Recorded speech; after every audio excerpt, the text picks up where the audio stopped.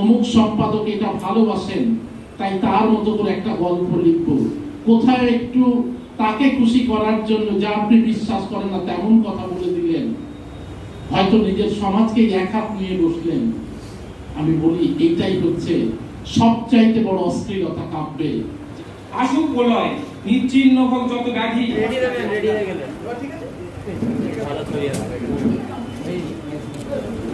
বললাম সম্ভবত পুরুষে। ও বলল বলো তো হিন্দু না মুসলমান। আমি রেগে গিয়ে বললাম মজা করছো, ওটা কি চোখ দেখে চেনা যায়? হৃদয় বলল তোমার হৃদয় দিয়ে দেখে ভেবে বলো। আমি অনেকক্ষণ চেয়েই রইলাম, দেখলাম চোখে হাসি আছে, কান্না আছে, ভালোবাসা আছে, রাগ আছে, প্রতিবাদ আছে, সৃষ্টি আছে। চিৎকার করে বললাম এটা একটা আসল মানুষের চোখ, হিন্দুর নয়, মুসলমানের নয়, খ্রিস্টানের নয়। খুব ছোটবেলাতে যখন এই ক্লাস 7-8-এ পড়তাম, বাড়িতে সাহিত্য চর্চার একটা পরিবেশ ছিল। অনেক ক্ষেত্রেই তখন আমার আব্বাও বেঁচে ছিলেন, দাদা বেঁচে ছিলেন, অর্থাৎ ঠাকুরদা। একদিন মনে পড়ে খুব জোর তর্ক শুরু হয়েছে যে কে বড়, নজরুল না রবীন্দ্রনাথ। খুব বেশি হলে আমি 7-8-এ পড়ি, বেশ উপভোগ করেছিলাম। আব্বা এবং দাদা দুজনেই রবীন্দ্রনাথের পক্ষে বলার চেষ্টা করছিলেন, কেউ কেউ তার বিরুদ্ধে বলছিলেন যে না নজরুল বড়। এখনো সব ব্যাপারটা বলে গেলে খুব হাসি পায়। কে বড় কে ছোট এই মাপতে যাওয়া বা কে আগে কে পরে, এখন শুধু একটা জিনিসই মনে হয় যে প্রত্যেকেই তার জায়গায় অসামান্য। যদি আমরা মনের থেকে অনেকেই জানি, আমি মানতে পারি না, আপনারাও পারবেন না, আমিও হয়তো পারি না কোনো কোনো ক্ষেত্রে, কিন্তু এটা আর বিশ্বাস করার দিন এসেছে। রবীন্দ্রনাথের যদি অসামান্যতা কোথাও থেকে থাকে, তার থেকে কোনো অংশে পিছিয়ে থাকেন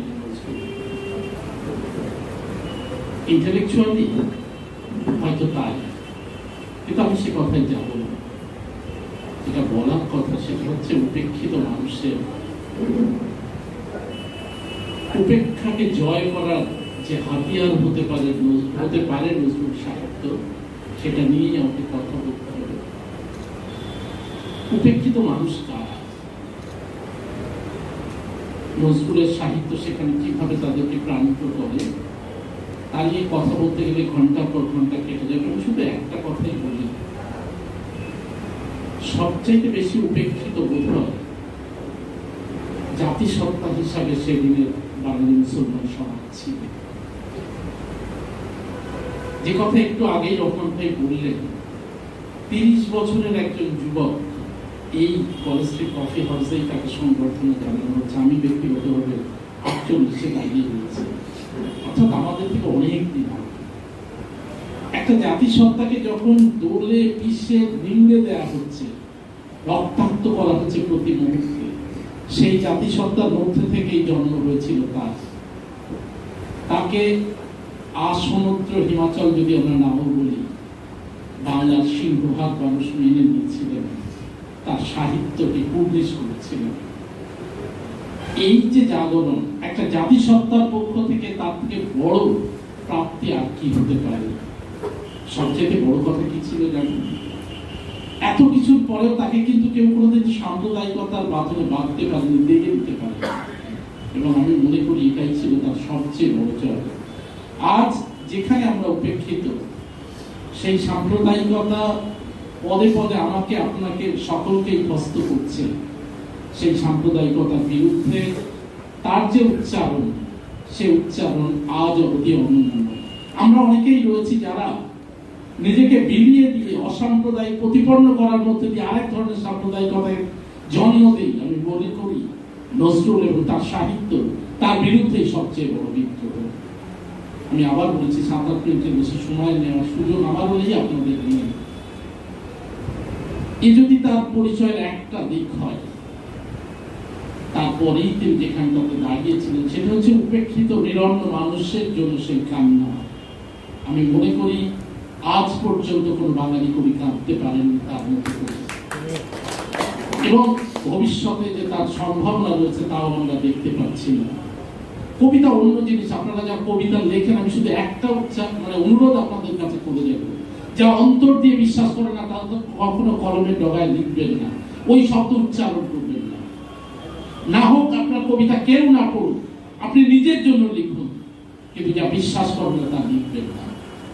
নজরুলের এইখানেই অনন্যতা। তিনি ওই মানুষগুলোর জন্য সত্যিই কাঁদতেন।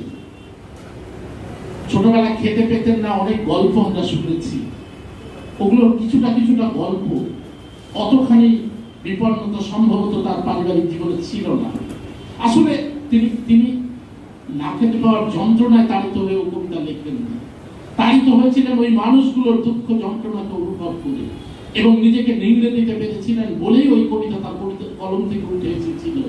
আমি মনে করি নজরুল সত্য কবি, সত্যের পূজারী কবি, কোন অসত্যের সঙ্গে তিনি কোনোদিন ঘর করেন। আর মেয়েদের জন্য তার মতো করে কেউ কোনোদিন ভেবেছেন? হ্যাঁ, নিশ্চয়ই।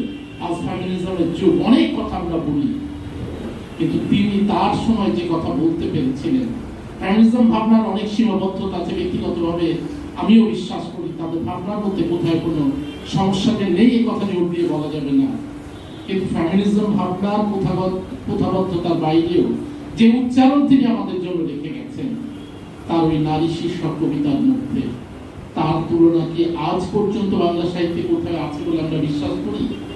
বোধহয় নয়। আমি আবার ওই কথা বলি, শেষ করি। লাঞ্ছিত উপেক্ষিত মানুষের জন্য কম কবিতা লেখা হয়নি, পৃথিবী বা বিশ্ব সাহিত্যের ইতিহাসে তার উদাহরণ আছে। তবু বলবো, বাংলায় তথা ভারতীয় সাহিত্যে নজরুলের সমকক্ষতা কেউ অর্জন করেছেন বলে আমার অন্তত জানা নেই। আমি মনে করি আপনারা যারা কবিতা লিখছেন, কারো থেকে শ্রেষ্ঠ হওয়ার চেষ্টা করবেন না। কোথাও কারো মন জোগানোর দরকার নেই। আমি জানি অমুক সম্পাদক এটা ভালোবাসেন, তাই তার মতো করে একটা গল্প লিখব। কোথাও একটু তাকে খুশি করার জন্য যা আপনি বিশ্বাস করেন না তেমন কথা বলে দিলেন, হয়তো নিজের সমাজকে এক হাত নিয়ে বসলেন। আমি বলি, এটাই হচ্ছে সবচাইতে বড় অশ্লীলতা কাব্যে, যা আপনি বিশ্বাস করেন না, আপনি কবিতায় সে কথা বলছেন।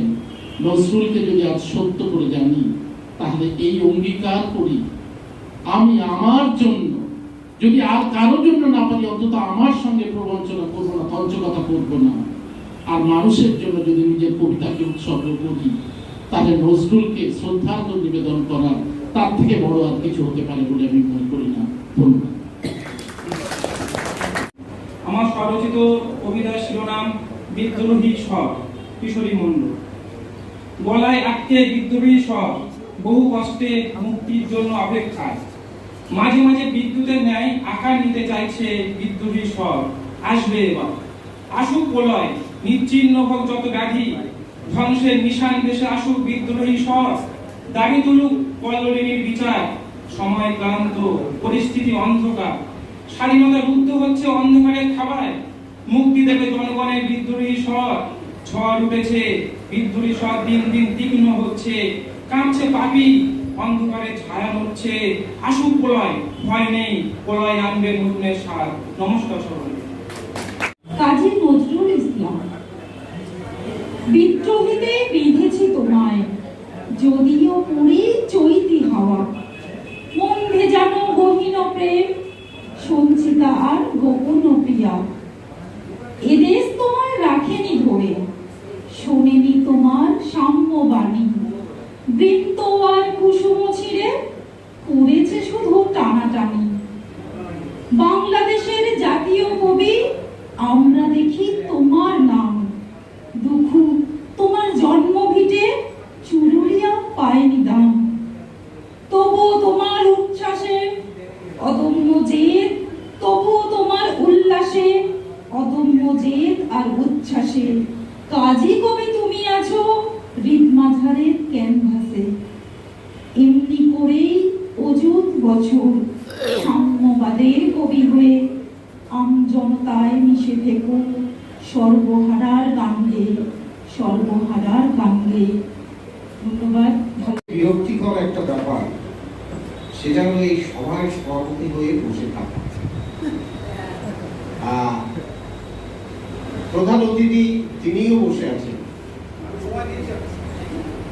তো সবচেয়ে বড় কথা হলো যে আমার মতো একজন তাকে সভাপতি করেছে। এটা ভালোবাসার থেকে হোক বা আমার বয়সের জন্য হোক, আমার মনে হয় যে ৭৪ বছরে দর্শকদের মধ্যে আর কেউ ছিল না। অনন্ত বাবু আছে, অনন্ত আচার্য, তিনি হলেও সমসাময়িক। যাই হোক, তো খুব সিরিয়াস আলোচনা হচ্ছে, তো ওই জন্যই আমি একটু হাসি মস্করা করছি। আর সভাপতি মানে অনেক বক্তব্য রাখি, আমি রাখবো না।